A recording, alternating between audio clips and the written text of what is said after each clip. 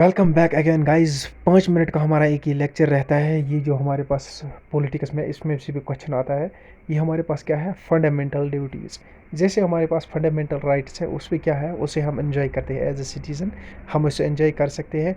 वो हमारे पास जस्टिसेबल है, कोई हमसे छीन नहीं सकता। वो हमें क्या देता है, वो हमें एक वैल्यू देता है, एक डिग्निटी देता है in the eyes of governance, in the eyes of government. और या कोई और बंदा जो आपको कहेगा, कि जो आपको दिखाता है कि मैं ही हूँ सब कुछ। आपके तो नहीं भाई, मेरे पास फंडामेंटल राइट्स है जो मुझे कॉन्स्टिट्यूशन ऑफ इंडिया ने दिए हैं। मैं आप मेरा कुछ नहीं बिगाड़ सकते हैं, है ना। कोई आपके वो राइट्स वायलेट नहीं कर सकता। Those person who are those governments who are going to violate your fundamental rights, you can take the action against them in the court, in supreme court and high court as है। उसके बारे में मैंने आपको सब कुछ बोला है। जब आपके पास ये राइट्स है, इसी के साथ आपके पास कुछ फंडामेंटल ड्यूटीज़ भी है। लेकिन ये फंडामेंटल ड्यूटीज़ क्या है, जस्टिसेबल नहीं है। यानी कोई आपको रिट नहीं कर सकता आपके खिलाफ़, कोई गवर्नमेंट आपके खिलाफ रिट नहीं कर सकती है, या कोई बंदा रिट नहीं कर सकता है आपके खिलाफ़ कोर्ट में कि भाई ये आपने फंडामेंटल ड्यूटीज़ नहीं कर सकता है, नहीं करता है। लेकिन ये आपको खुद करनी पड़ती है। ये कुछ मॉरल ड्यूटीज़ है आपको अपनी स्टेट की तरफ है। स्टेट की मतलब वेलफेयर के लिए आपको क्या करना पड़ता है, करनी ही पड़ती है। फॉर एग्ज़ाम्पल हमारे पास क्या है, फंडामेंटल ड्यूटीज़। हमारे पास फंडामेंटल ड्यूटीज़ है, मैं आपको बताऊंगा। रेस्पेक्ट करना, दूसरों की रेस्पेक्ट करना, ये भी आपकी एक फंडामेंटल ड्यूटी है। कुल मिला के मानो फंडामेंटल ड्यूटीज़ वो ड्यूटीज़ है जो आपको एक ह्यूमन बनाती है। यानी आपका एक ह्यूमन बिहेवियर दिखाती है कि इसका बिहेवियर कैसा है कि नहीं। ये होना चाहिए, ये बता रहा है ना। आपको एक अच्छा सिटीज़न होना चाहिए, दूसरों की रेस्पेक्ट करनी चाहिए, चेरिश करना चाहिए। यानी मतलब जो कोई बंदा अपनी कंट्री के लिए कुछ अच्छा कर रहा है, आपको उसको क्या करना चाहिए, आप उसको ना अप्रिशिएट करना चाहिए, ताकि वो कंट्री के लिए और अच्छा करे। ये नहीं कि कोई बंदा कंट्री के लिए अच्छा कर रहा है तो आप उसको क्या कर रहे हो, आप उसको कह रहे हो भाई जाओ, आप उसको इग्नोर कर रहे हैं या रिस्पेक्ट नहीं दे रहे हो। उससे क्या होता है, उसकी मतलब अंदर की वो जो स्ट्रेंथ है वो कम हो जाती है। इससे क्या होता है, कंट्री के लिए लोगों को जज्बा प्यार वो कम होता है। ये इसीलिए हमारे पास फंडामेंटल ड्यूटीज़ है, ताकि लोगों के अंदर एक जज्बा आ जाए, जुनून आ जाए अपने कंट्री के लिए। ठीक है जी। प्रोटेक्ट, अपनी कंट्री को प्रोटेक्ट करने के लिए, ये भी तो एक फंडामेंटल ड्यूटी है ना। ये अब आप कंट्री को प्रोटेक्ट ऐसे तो नहीं कर सकते, आप बॉर्डर पर से होकर किसी एनिमी के साथ लड़ोगे जो आपके साथ है ना। ये भी है कि आप प्रोटेक्ट ऐसे भी कर सकते हो अपने कंट्री को, कि आप देख रहे हो रास्ते पे आप चल रहे हो, आपने देखा रास्ते पर लोगों ने मतलब केले के छिलके डाल रखे हैं। आप कहोगे मुझे क्या यार रिस्पॉन्सिबिलिटी है, आप निकल जाते हो। नहीं, वो भी तो एक प्रोटेक्शन। आप उसे उठाओ साइड में रखो, उससे क्या होगा, उससे किसी का मतलब अगर वहाँ से कोई जाएगा, अगर वो फिसल कर गिर जाएगा, हो सकता है उसको चोट लग जाएगी, है ना, ज़्यादा भी लग सकती है। यानी आपने उस तरीके से भी अपनी कंट्री को डिफेंड किया, प्रोटेक्ट किया। इसी तरह सफाई रखनी है, स्वच्छ भारत मिशन जो है ना, ये भी एक मतलब ऐसी एक तरीका है, क्या एक फंडामेंटल ड्यूटी है हर एक ह्यूमन बीइंग की, हर एक सिटीज़न की। ठीक है जी। ये इन चीज़ों क्या क्या होता है, इन चीज़ों से अपने मुल्क का नाम रोशन होता है। और मुल्क के अंदर जितने लोग होते हैं जो मुल्क के लिए काम करते हैं, यानी कंट्री के लिए काम करते हैं, उनको क्या हम करते हैं, उनको हम ज़्यादा से ज़्यादा क्या करते हैं, मतलब जिसको हम बोलते हैं उनको ज़्यादा से ज़्यादा हम रेस्पेक्ट देते हैं, ताकि वो हमारी कंट्री को ज़्यादा आगे बढ़ाए। ठीक है जी। अच्छा, यूनिटी भी हमें एक साथ होनी चाहिए। यानी कोई आपकी कंट्री के अगेंस्ट बोलोगे, आप बोलोगे चलो यार मुझे क्या करना है, जैसे मैंने ही ठेका ले रखा, कोई बोलेगा मैंने ही ठेका ले रखा। ऐसा नहीं होना चाहिए। कोई कंट्री के अगेंस्ट कुछ बोलता है तो उस टाइम आपको यूनाइट होना चाहिए, जैसे आपके घर के सारे फैमिली मेम्बर्स यूनाइट होते हैं if in case somebody talks about them wrongly, है ना, या गलत बोलता है उनके बारे में। ठीक है जी। इसी तरह यही आपका जोश और जुनून आपको अपनी कंट्री के लिए भी होना चाहिए। हारमनी, है ना, ये मैंने आपको बताया। प्रिजर्व, छोड़ो ये बात, मैं आपको बता रहा हूँ कुछ आगे। अब मैं कुछ डेफिनेशन बताऊंगा आपको पहले इसकी, उसके बाद हम पढ़ेंगे फंडामेंटल ड्यूटीज़ क्या। Fundamental duties are the duties, fundamental duties are defined as the moral obligations, समझ में आया, moral obligations of a citizen to help to promote the spirit of patriotism and to uphold the unity of India. ठीक है जी, समझ में आ गया आपको, हम सब एक हैं, ये बात है, ये बोल रहा है। These duties are set out in part fifth, क्या है, किस में है ये, छोड़ो, ये मैं आगे बताऊंगा। ये मैंने आपको बता दिया। ठीक है जी। हमारे पास ये किस पार्ट में है, ये पार्ट 51 में है। 51 में, आर्टिकल 51 में है। किस में है, आर्टिकल 51 में। आफ्टर आफ्टर ये किसके बाद आता है हमारे पास, ये आता है direct principles of state policy के बाद आता है। ठीक है जी। और ये ऐड कब की गई कॉन्स्टिट्यूशन में, इसकी बात बहुत पहले हुई थी, लेकिन ये ऐड हमारे पास लेटर ऑन हुई। 51A आर्टिकल किस में है, इतना याद रखो, 51A आर्टिकल है, 51A आर्टिकल है। और पहले हमारे पास 10 फंडामेंटल ड्यूटीज थी। 51 पार्ट फोर्थ याद रखो, पार्ट फोर्थ 51A आर्टिकल, ठीक है जी। पहले हमारे पास 10 फंडामेंटल ड्यूटीज़ थी, है ना, लेकिन अब हमारे पास 11 है। कितनी है, 11। देखो क्या है, 11 हमारे पास कब ऐड हुई, 86 अमेंडमेंट जब हुआ था, कब हुआ था, 86 अमेंडमेंट 2002 में हुआ था, जो किसके रिगार्डिंग बात करती है, प्राइमरी एजुकेशन जो है ना, वो मैंने आपको बताया, वो फंडामेंटल राइट भी है, फंडामेंटल ड्यूटी भी अब हो गई, वो आपका या directive principles of state policy भी हो गया, यानी 8 से लेकर 6 से लेकर 8 से लेकर 14 तक बच्चों को आपको क्या करनी है, एजुकेशन उनको देनी है, आप उनको स्कूल भेजना है। एजुकेशन तो फ्री गवर्नमेंट देगी, वो अपना डायरेक्टिव प्रिंसिपल पूरा करेगा। फंडामेंटल राइट है कि आपको वो लेना ही लेना, वो आपको उससे आपको कोई रोक नहीं सकता, कोई गवर्नमेंट या कोई बंदा, यानी 6 साल से लेकर 14 साल तक के बच्चों को एजुकेशन लेने से कोई रोक नहीं सकता। वो क्या हो गया, वो हो गया आपका फंडामेंटल राइट। अच्छा जी, आप वो एजुकेशन के लिए, वो आप एजुकेशन जो है ना 6 से लेकर 14 साल तक के बच्चे को, वो या 8 से लेकर 14 साल तक के बच्चे को, वो क्या करेगी, वो गवर्नमेंट आपको फ्री देगी। क्या देगी, फ्री देगी। अब वो क्या हो गया, इस हिसाब से, इस सिचुएशन से क्या हो गया, इस डेफिनेशन से वो हो गया, क्या हो गया, DPSP, directive principles of the state policy. लेकिन 8 से लेकर 14 साल तक के बच्चों को आपको स्कूल भेजना है, क्या है, भेजना है। ये हो गया आपकी फंडामेंटल ड्यूटी। यानी ये एक जो है ना, ये 86 अमेंडमेंट 2002, ये क्या है हमारे पास, इससे जो ये ऐड हो गया है ना, ये हमारे पास क्या है, फंडामेंटल राइट भी है हमारे पास, फंडामेंटल ड्यूटी भी है हमारे पास, DPSP भी है, क्या भी है, DPSP, directive principles of the state policy. यहाँ तक समझ में आ गया। मैं नीचे एक चीज़ आपको और दिखाना चाहता हूँ, ये मैंने आपको बताया, ठीक है जी, ये बताया, ये बताऊँगा मैं अभी आपको, फंडामेंटल राइट, ठीक है जी, ठीक है जी, ठीक है जी। अच्छा जी, ये देखो आप, फंडामेंटल राइट जो है ना, इसकी हिस्ट्री थोड़ी देखो। ये फंडामेंटल राइट्स ऑफ सिटीजन, ये कब ऐड हुई थी कॉन्स्टिट्यूशन में, 42nd अमेंडमेंट 1976 में हुई थी ऐड। कब हुई थी, 42nd अमेंडमेंट एक्ट 1976, 47 42nd थे, यानी 42वां अमेंडमेंट एक्ट जो था ना। इस वक्त हमारे PM कौन थे, इस वक्त हमारे PM थे इंदिरा गांधी। क्या थे, इंदिरा गांधी। कौन थी, इंदिरा गांधी। तो उसने उस टाइम बहुत सारी कॉन्स्टिट्यूशन में चेंज की थी, उसको बोलते हैं मिनी कॉन्स्टिट्यूशन, यानी एक एक मिनी कॉन्स्टिट्यूशन के नाम से इसको जाना जाता है। क्यों, इसमें पूरे इंडिया के कॉन्स्टिट्यूशन को इधर इधर किया गया था, उसको हिला कर रख दिया था। इसके बाद आई थी इमरजेंसी, हुई थी इमरजेंसी। फिर 44th अमेंडमेंट एक्ट आया था, जिसमें बहुत सारी जो चीज़ें इंदिरा गांधी ने की थी उनको रिस्टोर किया गया। क्या किया गया, रिस्टोर किया गया।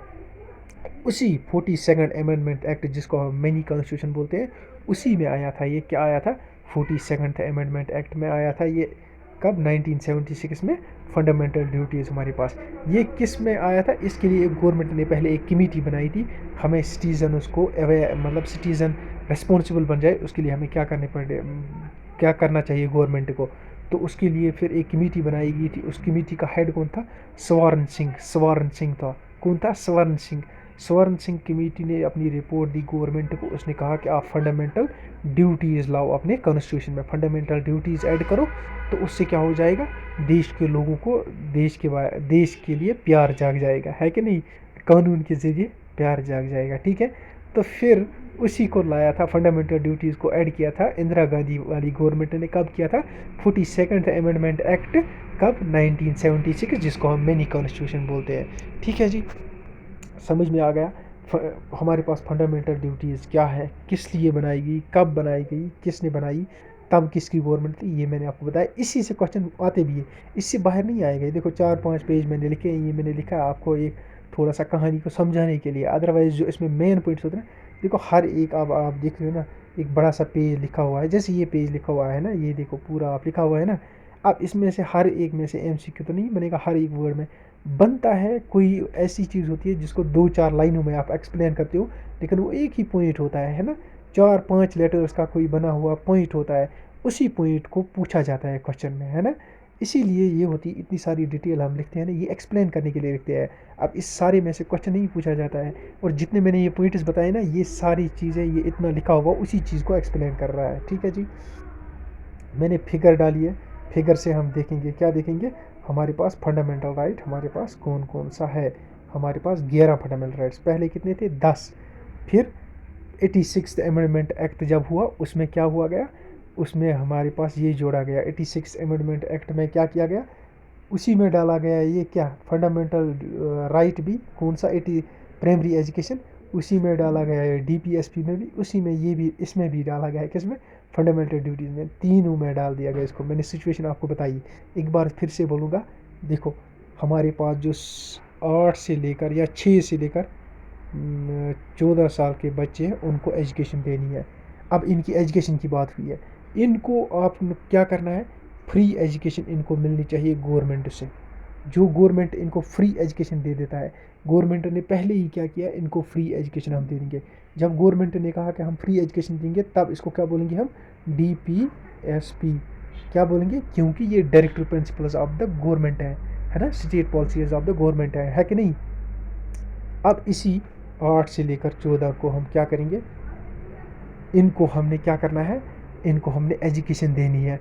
ये कौन दे देगा, ये गवर्नमेंट दे देगा। तब ये क्या बना, ये बना directive principles of state policy.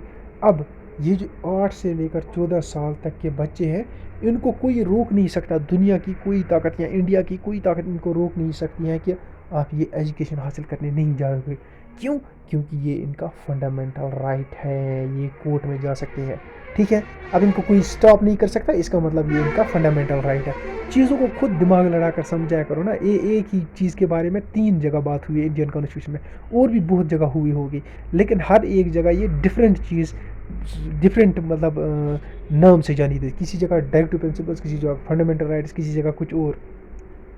अब देखो, तीसरी सिचुएशन में इसके बोलूँगा फिर से, 8 से लेकर 14 साल तक के बच्चों को एजुकेशन, ठीक है ना। अब इनको फ्री एजुकेशन देंगी है, वो गवर्नमेंट दे रहा है, उसको क्या बोलते हैं, गवर्नमेंट की directive principles of state policy है वो गवर्नमेंट के लिए। और इनको कोई रोक नहीं सकता एजुकेशन हासिल करने से, वो इनका एक फंडामेंटल राइट है। ठीक है, अब ये इनको, पेरेंट्स को यहाँ बोला जा रहा है, आप इनको भेजो स्कूल, भेजो स्कूल। अब ये क्या है, ये पेरेंट्स की क्या है, पेरेंट्स पेरेंट्स की क्या है, फंडामेंटल ड्यूटी है। ये पेरेंट्स की क्या है, फंडामेंटल ड्यूटी। पेरेंट्स की एज ए सिटीज़न उनको फंडामेंटल ड्यूटी बनती है, न कि पेरेंट्स की। अगर आपकी मतलब लोकेलिटी में आप देख रहे हो कि ये बच्चे इस साल की एज के क्या है, स्कूल नहीं जाते हैं, तो आप जाकर गवर्नमेंट की हेल्प ले सकते हैं, उनको बता सकते हैं यहाँ पर ये बंदा है, यहाँ पर ये बच्चे हैं, ये स्कूल नहीं जा सकते हैं। तो गवर्नमेंट क्या करेगी, गवर्नमेंट अपना डायरेक्टिव प्रिंसिपल उठा करेगी। एज ए सिटीज़न आपने उनको इन्फॉर्म दिया कि इनको स्कूल जाना चाहिए, है ना, तो आप उनको भेज रहे हो स्कूल, उनके घर जा रहे हो, भाई स्कूल जाओ, आपको फ्री एजुकेशन मिलेगी। आपने पूरा क्या किया, आपने अपनी फंडामेंटल ड्यूटी पूरी की, और बच्चे गए, उनको किसी ने रोका नहीं स्कूल जाने से, है ना। तो वो क्या हो गया, वो उनका फंडामेंटल राइट हो गया। ठीक है, यहाँ तक समझ में आ गया। चलो देखो, अब एक एक करके फंडामेंटल ड्यूटीज़ हमारे पास देखो। सबसे पहले क्या है, provide opportunities for education to his child and ward between the age 6 to 14। अच्छा, 6 से 14, मैं अभी 8 से 14 बोल रहा था ना। Duty added by 86 amendment act, जो मैं अभी बोल रहा था, जिसके बारे में हमने ज़्यादा लेक्चर दे दिया। ये हमारे पास एक फंडामेंटल ड्यूटी है, क्या, 6 से लेकर 14 साल तक के बच्चों को आपको क्या है, एजुकेशन के लिए भेजना है। यहाँ मैं सिर्फ बताऊँगा भेजना है, as a citizen, as a parent आप उनको भेजना है। क्यों, क्योंकि हम यहाँ फंडामेंटल ड्यूटीज़ की बात करें, आपकी ड्यूटीज़ की बात करें। आपकी ड्यूटी अपने बच्चों को इस एज के बच्चों को स्कूल भेजना है, आपको वहाँ उनको एजुकेशन मिलेगी। ठीक है जी, ये हो गया एक। दूसरा, तो safeguard the public property and to avoid violence. Public property को आपने नुकसान नहीं पहुँचना है, स्कूलों, कॉलेजों, पुल्स, उनको जलाना नहीं है, नुकसान उनको किसी तरह का नहीं पहुँचाना है ना। और वायलेंस के वक्त, या अगर कभी आप वायलेंस कर रहे हो, है ना, एंड वायलेंस भी आपको क्या करनी है, अवॉइड करनी है। वायलेंस होता है जिससे इन चीज़ों को या किसी की जान को खतरा पहुँचे। ठीक है जी, इसी तरह हमारे पास है, टू वैल्यू द प्रिजर्व और रिच हेरिटेज। आपका जितना भी हेरिटेज है ना, उसके ऊपर DPSP भी है। ठीक है जी, आप उनको क्या करना है, हेरिटेज को आपको क्या करना है, प्रिजर्व करना है। यानी हमारे पास हेरिटेज क्या है, ताजमहल है, आप ये आपको उसको क्या करना है, उसकी हिफाजत करनी है। एज ए सिटीज़न आपको उसको बचाना है। ठीक है। एज ए सिटीज़न आपको ये नहीं करना कि आप जाओ उधर उसको नुकसान पहुंचाओ, वो फिर आपकी फंडामेंटल ड्यूटीज़ के अगेंस्ट होता है। आपकी फंडामेंटल ड्यूटी है कि आपको उसको प्रिजर्व करोगे, आप उसको नुकसान होने से बचाओगे, ठीक है जी। To defend the country and render the national services when called upon so do. देखो आप अपने आपको आपने क्या करना है, आपको अपनी नेशन की ना हर टाइम नेशन के लिए आपको रेडी रहना चाहिए, चाहे आपको उसके लिए अपनी फौज का साथ देना पड़े या किसी दूसरे तरीके से आपको अपनी क्या है कंट्री को बचाना हो, उस इस हर सिचुएशन में आपको अपनी क्या है कंट्री के लिए जज्बा होना चाहिए, ठीक है जी। उसके बाद हमारे पास है to strive towards the excellence in all spheres of individuals and collective active so that the nation constantly raise the higher levels of the endeavor and achievement। देखो आपको जहाँ तक भी हो सके आप अपने कंट्री का नाम रोशन करना है, चाहे जिस फील्ड में है जहाँ से भी है आप, आपको अपनी कंट्री का नाम रोशन करना है। किसी भी तरीके से खेल में हो, आप डॉक्टर हो, आप इंजीनियर हो, आप प्रोफेसर हो, आप कुछ भी करते हो, आपको उस फील्ड में क्या करना है, इतनी अचीवमेंट्स करनी है ताकि आपकी वजह से आपकी कंट्री का नाम रोशन हो जाए, ठीक है जी। टू डेवलप साइंटिफिक टेम्पर, अच्छा scientific humanism and spirit of economic reform, ठीक है। साइंटिफिक टेम्पर हो गया है कि अगर आप एक आपको ना कोई कोई नई नई चीज़ें अगर आप जानते हैं, आप ईजाद करना जानते हैं, यानी आप एक साइंटिस्ट हैं, आपको साइंटिफिक टेम्पर डेवलप करना है, नई नई चीज़ें बनानी है अपनी कंट्री के लिए ताकि आपका कंट्री डिपेंडेंट दूसरी कंट्रीज़ पर ना हो। आप बनाओ, खुद बनाओ, अगर आप प्लेन बना सकते हो, शिप्स बना सकते हो, है ना। अब ये बात सिर्फ एक सिटीज़न के लिए नहीं की गई, यहाँ पर बहुत सारे इंडस्ट्रियलिस्टों के लिए भी, साइंटिस्ट्स के लिए भी, जो लोग बड़ी बड़ी डिग्रियाँ लेकर कुछ बना, जो बड़ी डिग्री लेगा किसी किसी चीज़ के बारे में पूरी इंफॉर्मेशन देगा, वो उस चीज़ को बना सकता है, यानी उसी के लिए कहा जा रहा है आप बनाओ, अपने कंट्री का नाम रोशन करो, ठीक है। उसके बाद ऊपर आ जाओ, to bear aware the constitution and respect national flag and national anthem. आप तो कॉन्स्टिट्यूशन की रेस्पेक्ट करनी है, नेशनल एंथम की रेस्पेक्ट करनी है ना। नेशनल एंथम जब बजता है आप उसको मतलब उस टाइम आपको गालियाँ, हंसी, गाली गलोच वो नहीं करना है, उसकी रेस्पेक्ट करना है। यूजुअली लोग आजकल क्या होते हैं, खड़े होते हैं और उसकी रेस्पेक्ट करते हैं, हर एक नेशन के लोग वही करते हैं, तो आपको भी वो करना चाहिए। अच्छा नेशनल एंथम, नेशनल फ्लैग और क्या है आपके पास, अच्छा कॉन्स्टिट्यूशन, इन तीन को आपको करना है, रेस्पेक्ट करना है। उसके बाद है तो cherish and follow the noble ideas to inspire the national struggle of freedom. देखो जितने भी लोग हैं जिन्होंने इंडिया की फ्रीडम स्ट्रगल के बारे में लड़ा, भगत सिंह हो गया आपका, जवाहरलाल नेहरू, गांधी जी हो गया आपका, B.R. अम्बेडकर हो गया, और बहुत सारे हैं ना, उनकी कहानियाँ आप अपने बच्चों को सुनाओ, यानी उनको सुनाओ और उनको कहो कि हमें देश कैसे मिला, इंडिया कैसे बना है ना, ताकि उनको भी पता चले इस इंडिया के लिए लोगों ने कितनी जानें गंवाई है ना, क्या कुछ नहीं सहा है, ठीक है जी। यानी उनको अपना हीरो समझना है आपको, है ना, एज ए हीरो समझना है उनका कंट्री के लिए, किनको, जिन्होंने इंडिया की फ्रीडम के लिए लड़ा है, ठीक है जी। To uphold and protect sovereignty and unity integrity in India, यानी आपको क्या करना चाहिए, एक दूसरे के साथ क्या है, हम सब इंडियन है, irrespective of caste, creed, religion. हमें ये नहीं कहना है वो मुस्लिम है, वो हिंदू है, वो सिख है, इससे क्या होता है, इससे हम डिवाइड हो जाएंगे, डिफरेंट मतलब इंडिया पूरा का पूरा डिवाइड हो जाएगा, है ना। इंस्टेड ऑफ दैट हमें क्या करना चाहिए, हमें पूरा एक होकर ये कहना चाहिए कि वी आर इंडियंस, ठीक है जी, इरिस्पेक्टिव ऑफ आवर रिलीजन या कुछ और भी हो, ठीक है जी। उससे क्या होता है, उससे हमारी कंट्री में दूसरा कंट्री अगर देखा वो कहेगा यहाँ के लोगों के पास यूनिटी है, अगर वो हमला करना चाहेगा वो लाख बार पहले सोचेगा, नहीं भाई ये लोग यहाँ के यूनाइट है, ये मुझे जीतने नहीं देंगे, ठीक है जी। उसके बाद क्या है, तो promote harmony and separate common brotherhood, brotherhood को आपको प्रमोट करना है ना। रिलीजियस विलीजियस इस मामले में आपको हर एक को रेस्पेक्ट करनी है, ठीक है जी। Diversities and dignity of women, women's की भी आपने रेस्पेक्ट करनी है, ठीक है ना। इसके बारे में ये पूरी बात कर लेता है। उसके बाद हमारे पास आता है तो protect and improve the natural environment, wild life, lakes, rivers, forest, सब जितने भी हमारे पास है ना, इनको हमें प्रोटेक्ट करना है। ये नहीं कि फॉरेस्ट्स को हम जला दें, उनको ख़त्म कर दें, ट्रीज़ को काटें, वाइल्ड लाइफ एनिमल्स पर क्या करें, उनको मार कर खा जाएं या उनको मार कर उनकी खाल भेजें या कोई और पार्ट है उनका बेच दें। रिवर्स हैं उनकी साफ़ सफाई रखें, उनको गंदा ना करें, ठीक है। लीक्स हैं उनकी, उनको साफ़ रखें, ये नहीं कि उनके ऊपर गंदा पानी उनमें ही डाल दें, ठीक है ना जी। जितने भी हमारी नेचुरल रिसोर्स हैं उनको साफ़ रखने की बात हो रही है, उनको डिस्टर्ब ना करें, ठीक है जी, ठीक है। अब थोड़ा सा ये मैंने फिर से आपको रिपीट करूँगा, ये फंडामेंटल राइट्स हमारे पास इंपॉर्टेंट क्यों है। ये करते हैं remind citizens towards duty society. Citizens को अपने सिटीजन ऑफ इंडिया को क्या करते हैं, रिमाइंड करते हैं, उनको बताते हैं आपको किसके बारे में, उनको सोसाइटी के बारे में, क्या सोसाइटी की तरफ उनकी क्या ड्यूटी है, क्या रिस्पॉन्सिबिलिटी है उनको अपनी सोसाइटी के लिए, किनको, सिटीजन्स को बताता है सोसाइटी के लिए उनको क्या करना चाहिए, सोसाइटी की तरफ उनका क्या रोल होना चाहिए और नेशन की तरफ क्या होना चाहिए।